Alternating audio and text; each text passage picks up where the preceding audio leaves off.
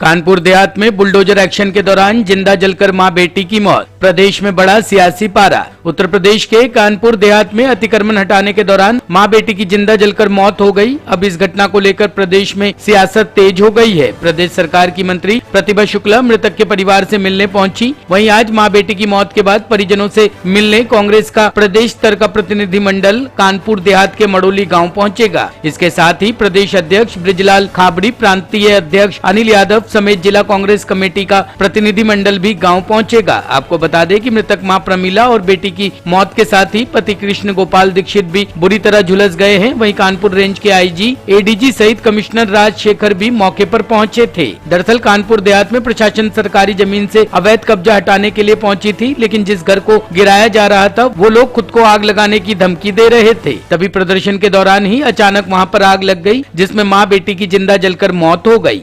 देखिए, जब 1 महीने पहले इनका घर गिराया गया था तो हम यहाँ पर आए थे और हम लोगों ने इस परिवार को सांत्वना भी दी थी और ये कहा था, डीएम को फोन करके बोला था कि आप डीएम के पास चले जाओ। तो डीएम ने कहा कि आप मंत्री जी परेशान ना हो, हम इसको देख लेंगे, निपटा देंगे, इसका कोई दिक्कत की बात नहीं है। तो जब हमको ऐसा आश्वासन मिल गया उसके बाद फिर हमारे भी टूर लगे थे, हम भी चले गए, हमारे पास भी टाइम नहीं रहा और ये लोग भी हमसे बात नहीं कर पाए। लेकिन हमें मालूम होता कि इतनी बड़ी दुखद घटना हो जाएगी तो हम अपना स्पेशल इंटरेस्ट काउंट करके बिल्कुल पूरा ध्यान देते। लेकिन हमने सोचा कि बात आई गई और चली गई, कोई हमारे पास फिर इनकी कोई गुहार मेरे पास नहीं है। मुझे ये भी नहीं पता चला कि डीएम ने भगा दिया, लेकिन अभी पता चल रहा है कि ये लोग जब गए थे तो इन पर मुकदमा भी लिखा दिया गया और भगा भी दिया गया। मुख्यमंत्री जी बहुत संवेदनशील हैं और हम समझते हैं हम लोग सब उनके एक पैरोकारी हैं, उन्हीं की तरफ से आए हैं। फोन आया कि आप जाइए, तुरंत घटना स्थल पर पहुंचे, लेकिन हम तो वैसे भी आ ही रहे थे। तो मुख्यमंत्री जी के कहने उन्होंने बाद में फोन भी आया कि आप जाइए घटना स्थल पर, देखिए और हमें बताइए। घटना बहुत दुखद है और हम समझते हैं कि इनको तो दुख, हमें भी बहुत दुख हो रहा है कि मतलब हम इस क्षेत्र के विधायक और हमारे यहाँ ऐसी घटना हो रही है कि लड़की को और मतलब महिलाओं के साथ अत्याचार, महिला कल्याण में होना मेरा विकार है। तो हमारे यहाँ हमारी बेटी को ही हम नहीं बचा पा रहे हैं, माँ को नहीं बचा पा रहे हैं। इतने लोग खड़े हैं, कोई भी सहृदय होगा तो हम समझते द्रवित हो जाएगा। पहले वो निकालने की कोशिश करेगा, बाद में घर गिराएगा। जमीन तो देखिए, जमीन तो यूं ही पड़ी है और पड़ी रहेगी, कोई ना उठा के ले जा रहा है ना कुछ भी है।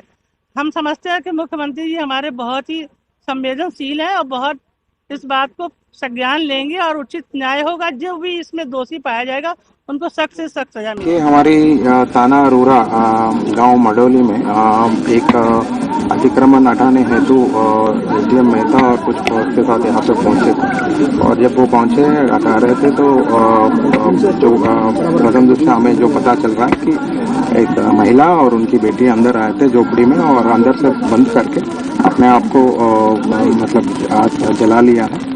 उसमें उन दोनों की मृत्यु हुई है और बाकी हम मौके पर पहुंच गए हैं। सारे सक्षम अधिकारी भी मौके पर हैं।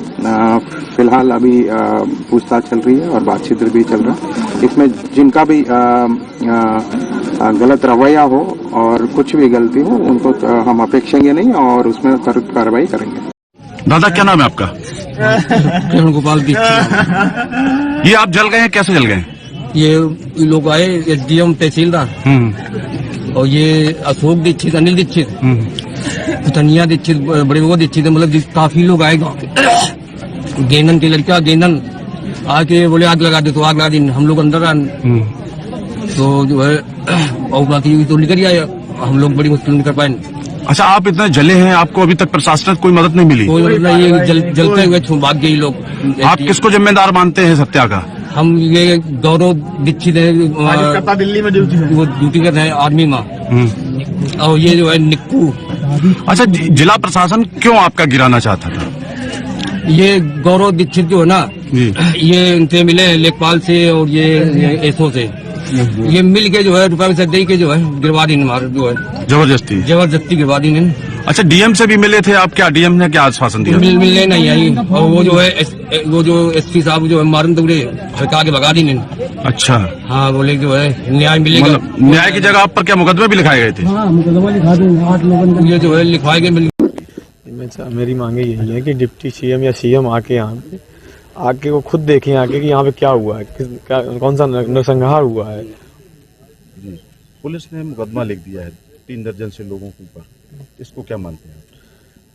उन्होंने किसी की भी गिरफ्तारी नहीं की है। मुकदमा सिर्फ ये मुझे लगता है एक दिखावा टाइप में है, कुछ नहीं हुआ ये। अब आप क्या चाहते हैं? मैं चाहता हूँ सीएम आके देखें और वो खुद इस मामले में को संज्ञान में लें।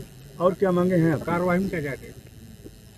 कार्रवाई में चाहते हैं जो मतलब अपराधी हैं उनको गिरफ्तारी हो। एक वीडियो वायरल हुआ जिसमें देखा गया कि जेसीबी ने छप्पर गिरा दिया और आपकी माँ और बहन उसमें दबकर मौत हो गई। उसको क्या मानते हैं, कैसे दृष्टि देखते हैं, क्या कहना चाहिए? जी वो प्री प्लान मर्डर है। यहाँ पे मतलब प्लान करके मर्डर किया गया, आग लगा के मतलब जलाया गया है यहाँ।